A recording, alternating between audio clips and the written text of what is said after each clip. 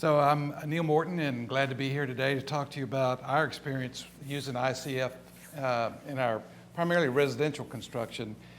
We've been working with ICFs in quite a few years. One of the first projects we were involved with was, that Will mentioned earlier, was American Lung Association house that was built in Tucson, Arizona. And they were interested in a system like this because, of course, in an environment like that, they want as good an air quality inside the house as possible. So the ICF, because of the low air infiltration and the lack of, potential lower lack of mold and mildew in the building, made it an ideal material to use for the house. It worked out really well. So we've kind of gone from there and have continued to work with ICFs. They've evolved over the years. Manufacturers have come and gone. That first house was done with Rastra, which is still around. The first house I'm going to show you here is mine, and I've got two different blocks in mine. My house I kind of used as a lab, if you will, to try out some different things, and I also have a place where I could take potential clients and show them a finished product, because as we all know, when you're doing something a little bit different, a little bit out of the box, it's good to have something to really show people.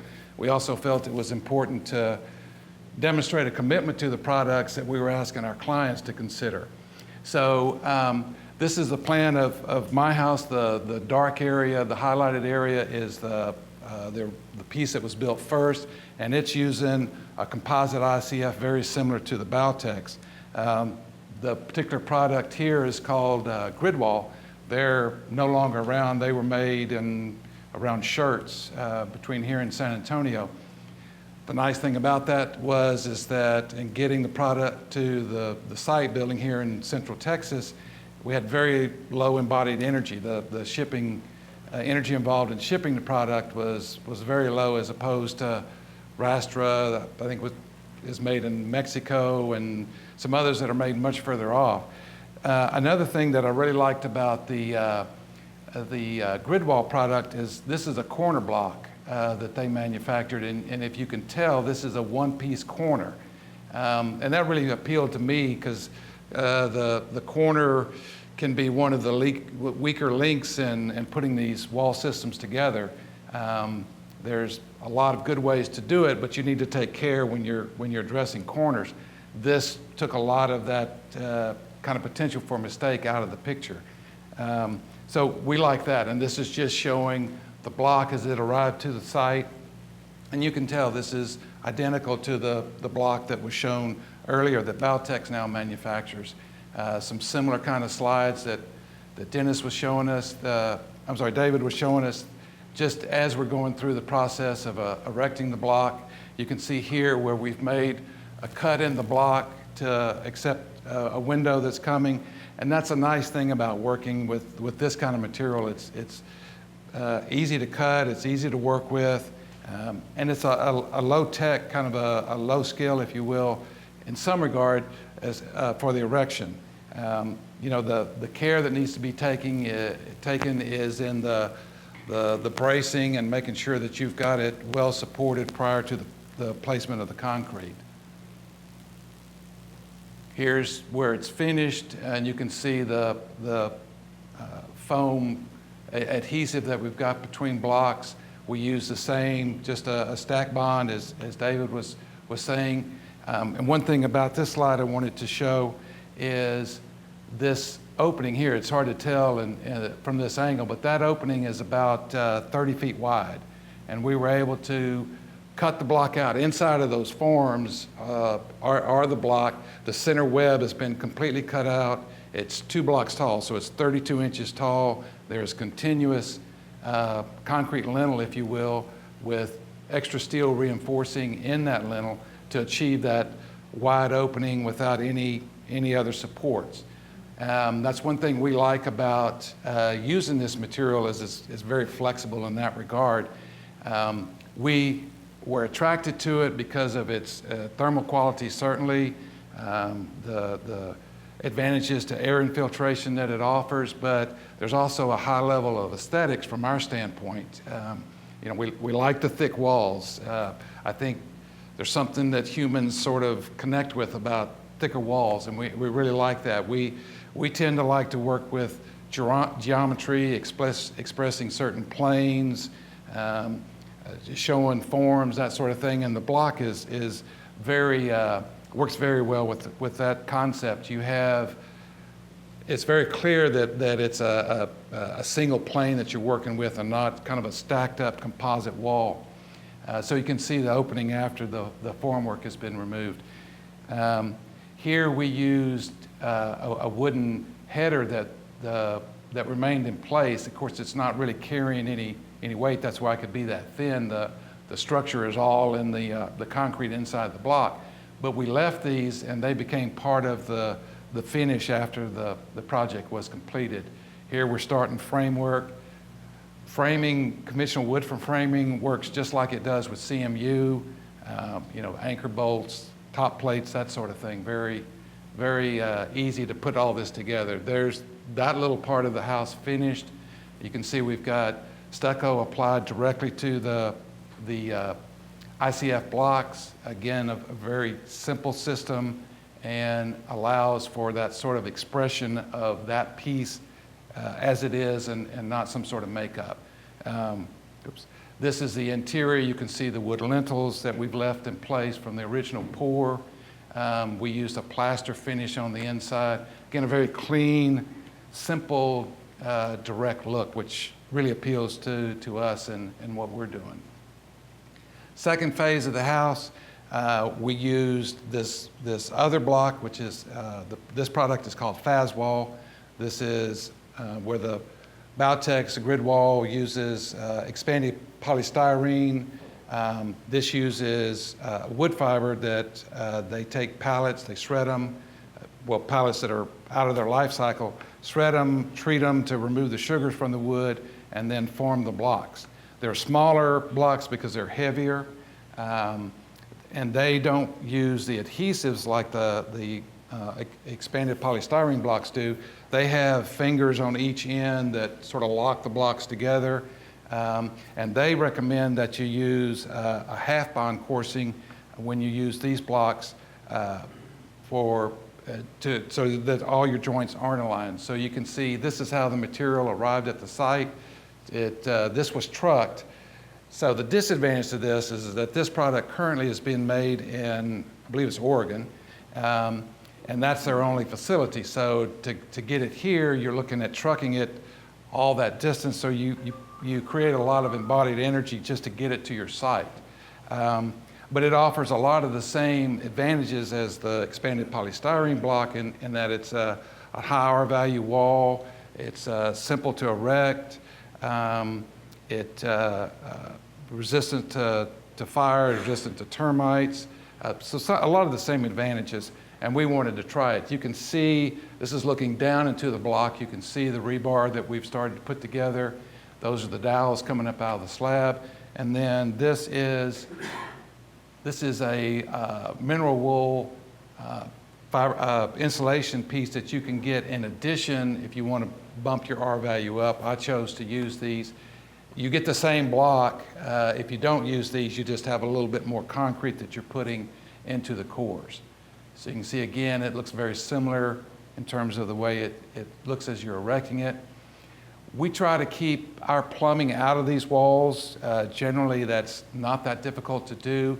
If we do have plumbing against an ICF wall, generally what we'll do is fur that wall out, maybe create something behind the counter that only goes up so high that we can then, where we can get our vent over to a stud wall and get it out through the roof. We generally don't try to coordinate any kind of plumbing within the block. It just simplifies the construction.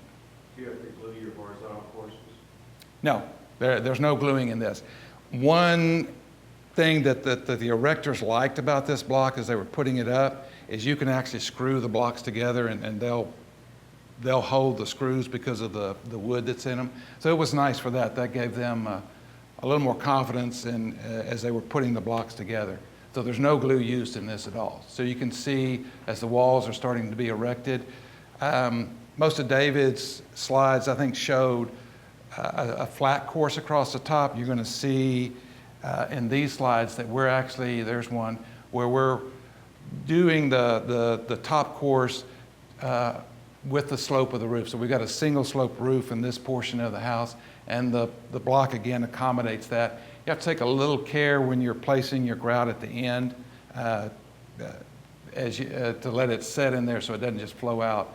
Again, connecting the framing to the material is pretty straightforward and simple. And one, you can see, just to point out here in this window over here, how we just created blocking with wood that came out later to support that opening. Detail on the framing. Again, here you can see how because of the way the block works and the way you can use it to create lintels for your opening without anything additional, we can kind of play up the planar aspects of the architecture. On that last detail, so this block does not have mortar or adhesive on the joints of the block? Correct.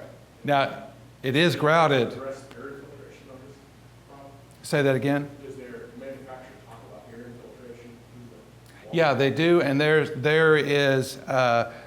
some degree of that without the adhesive like is used on the ICF. This is a little bit different from using the ICF, the expanded polystyrene. Again, it's very easy to cut. You can see the slide on the left shows a window as it was installed. And then the window on the right, all I did was take an electric chainsaw and cut that slope into the sill. So we don't have to have anything extra for a sill, and it becomes part of an architectural detail that is very simple to achieve.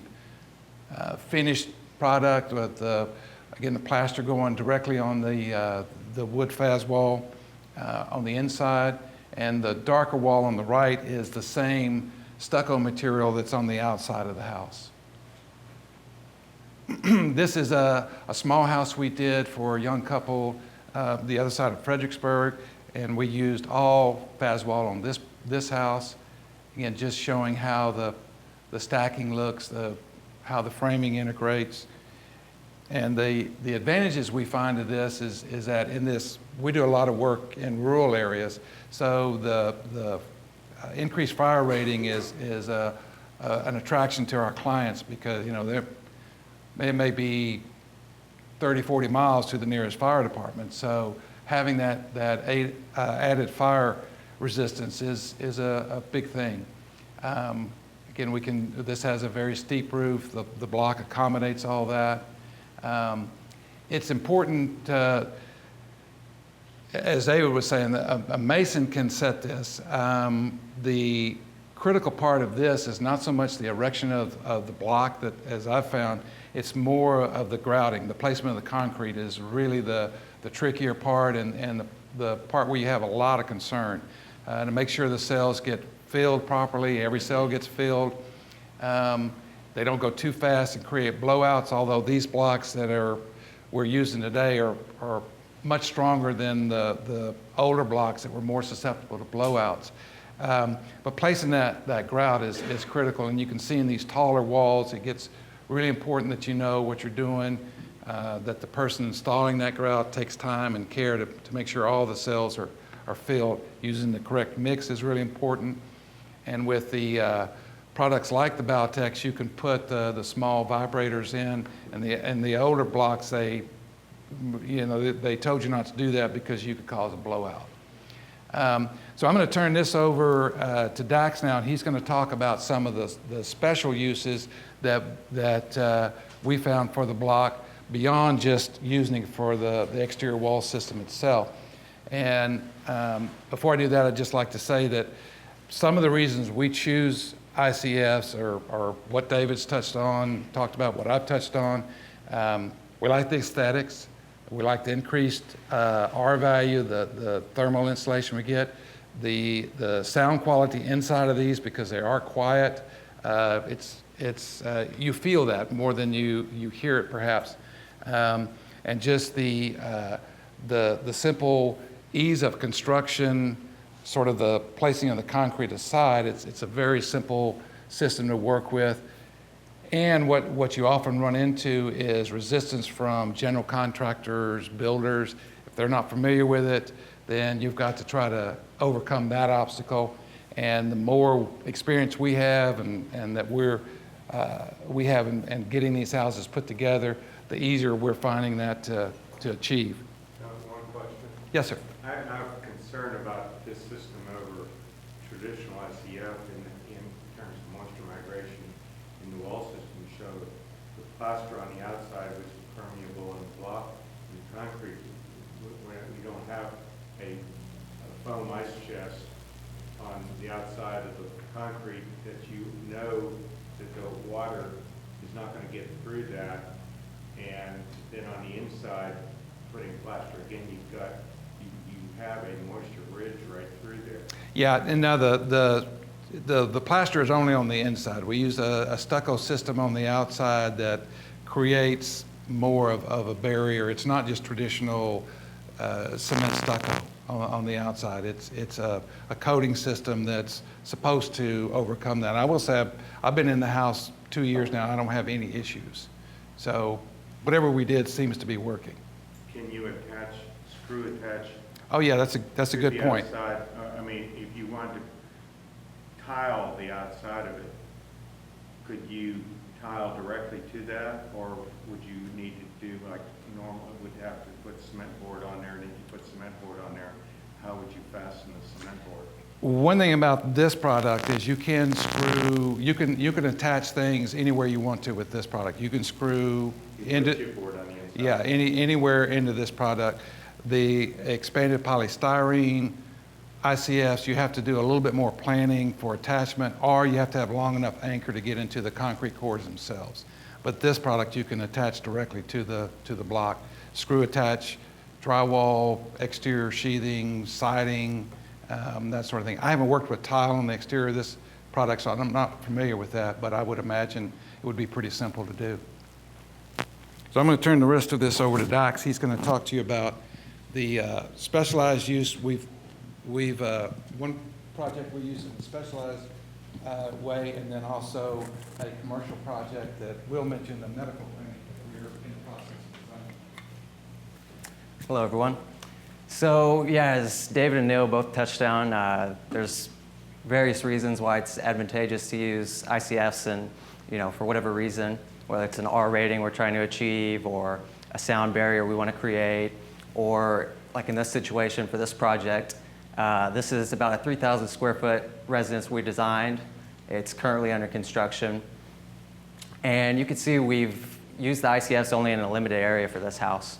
So the reason we decided to do that, you can see here, the site for this house is actually quite sloped. It's kind of hard to tell from this photo, but on the low end of the slope, we're actually over 8 feet out of the ground to our finished floor. So to reduce that some, what we ended up doing was carving into the site several feet, and we brought our floor down on the low end to closer to 6 feet, which we were more comfortable with. So to achieve our waterproofing between our exterior and interior and create a waterproof barrier, we looked at several options. We thought about doing a concrete stem wall. We discussed a full ICF walls for this portion of the house at one point. And what we ended up doing is just a single course of the ICF block. So you can see in this opening here, there's our course of ICF running. So this project's still under construction, but once it's finished, we're actually going to bring the grade back up in this portion. So it's going to be, our grade will be actually above our finished floor by the time we're done. And the reason we wanted to do that was there were several drainage reasons we were dealing with, and also we wanted to affect this tree here as little as possible. So we wanted to be able to bring the grade back up to as close to natural as we could. So here's another shot looking out that opening. You can see our course of block there. There it is once we've got our windows in. So for this project, we had a real limited use of the block, but we decided we try and work it in when we can because we're a big fan of the product and just kind of this idea of this material, using the recycled material and that kind of thing. So, and it worked out well for us in this circumstance. Kind of on the other end of the spectrum, our next project, we've got a 20,000 square foot medical building we're designing in Cedar Park. And we're planning on using ICFs for all of our exterior walls for this project. So there's our first floor plan. You can see the ICFs carrying through to the second floor. So we're running ICFs the full height of the building. Here's some elevations. You can see the various materials we're going to be using: stone veneer in some places, stucco in some places.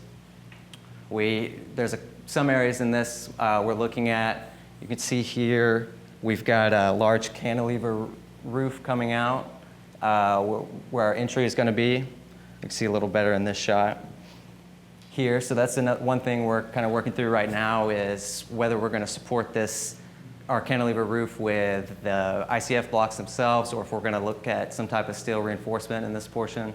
So we're definitely still working things out ourselves when it comes to using the ICFs, but this is a project we're really excited about, being able to use them, and we know we're definitely going to learn a lot from it. So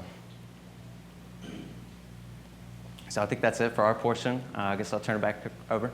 One question for you on that first example you gave, where you used the block to raise the grade. What additional waterproofing do you use on the exterior, or are you going to use? So yeah, we've got our waterproofing. These photos are a little old, so they're a little bit further along now. But what we ended up doing was a peel and stick waterproof membrane. So the product we chose was Melroll by W.R. Meadows, and we've been pretty happy with it so far. That was something gave us a little bit of, just kind of pushback, I guess, was working that out, and really finding, between the GC and the subcontractors, their comfortability with working with it. So that was one thing that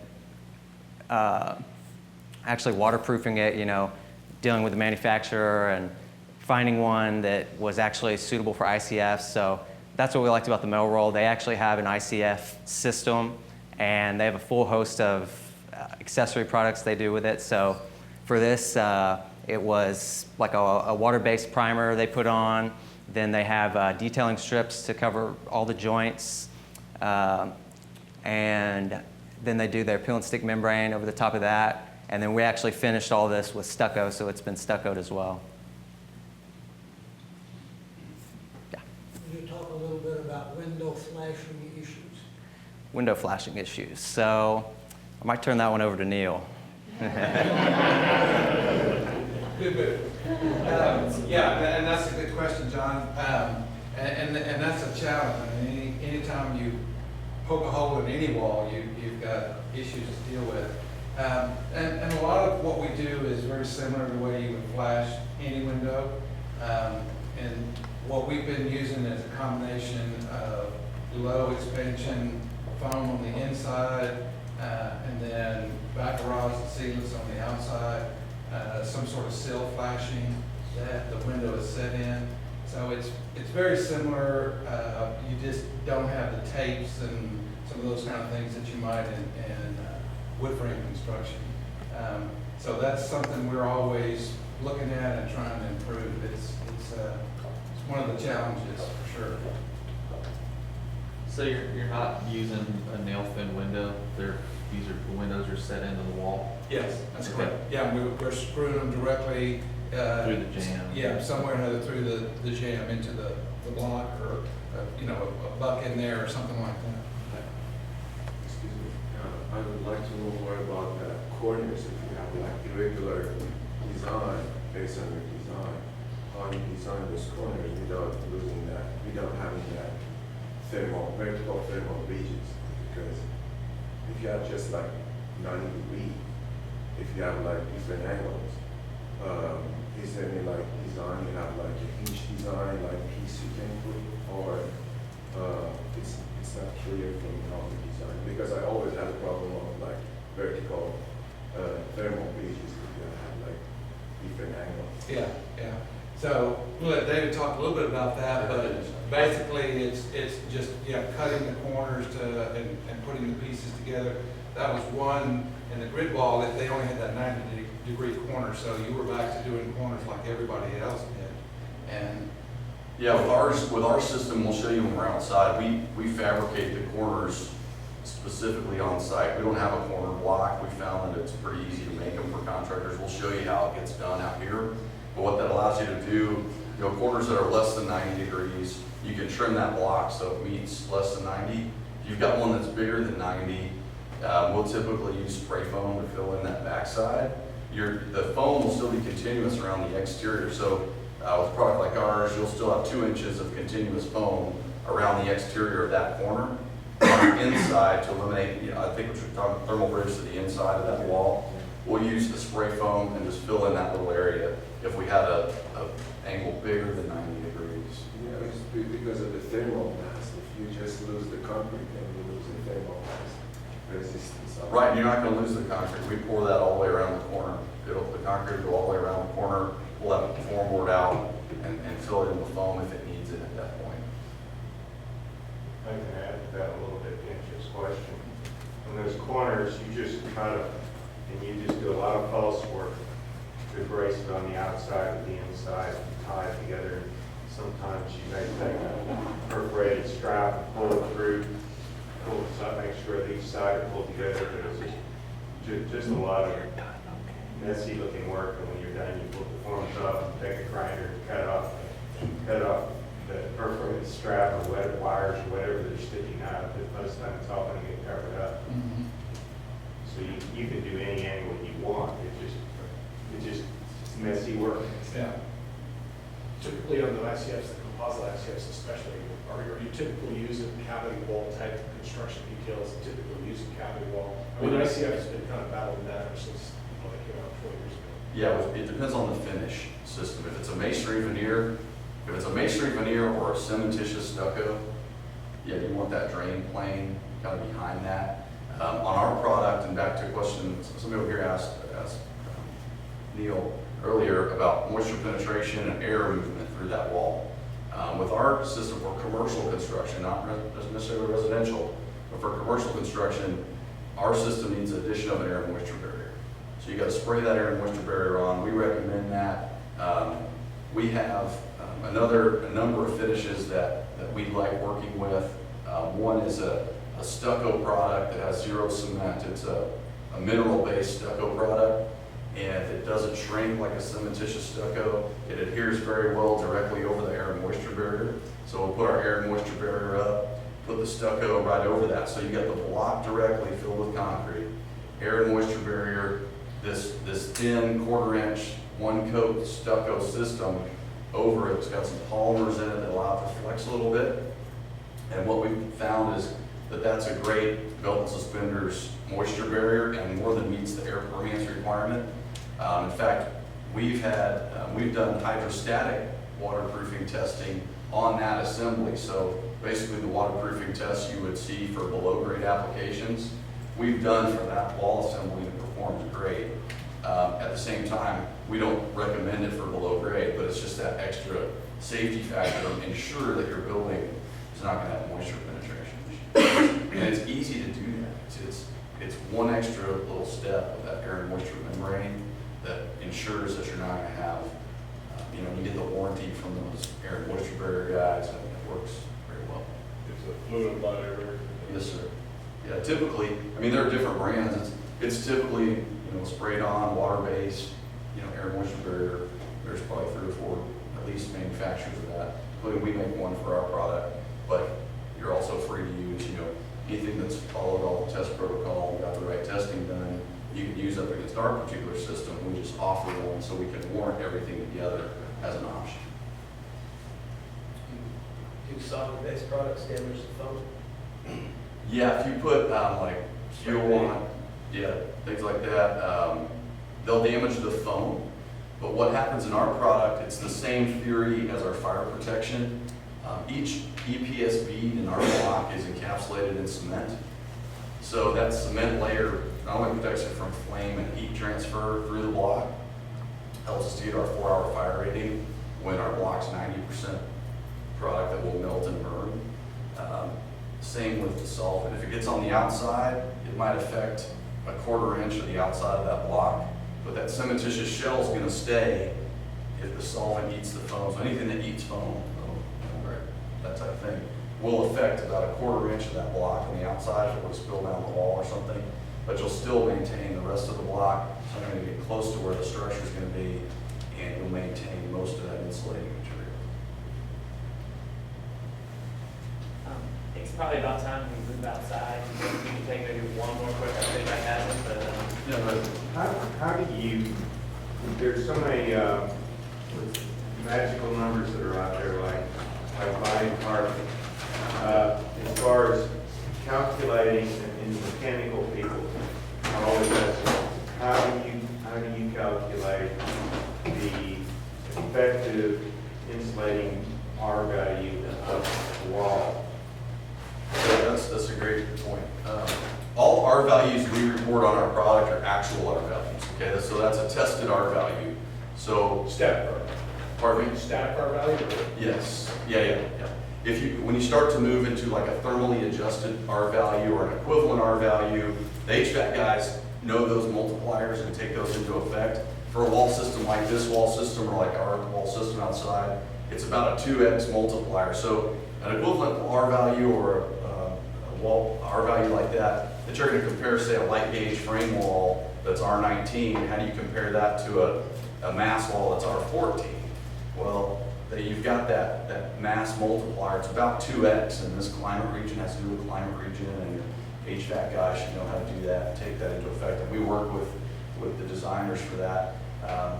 But it's about 2x. So say an R14 mass wall, it's continuous R14 is going to be about an R28 compared with, it was going to perform about like an R28 when compared with a lightweight system. So a code compliant lightweight stud system that has R19 in it is not even R19 continuous because it's part of that's broken up. So you figure out what the continuous R value is, you compare the two. The very, very short answer is what we see on our projects is when the HVAC designers are done with that, in any ICF structure, you're going to reduce the tonnage on your units by about half. And that's a rule of thumb that we see. So if conventional framing is going to lead to 10 tons on that structure, you're going to see about 5 or 6 tons on ICF or high efficiency structure. So that's a real short answer.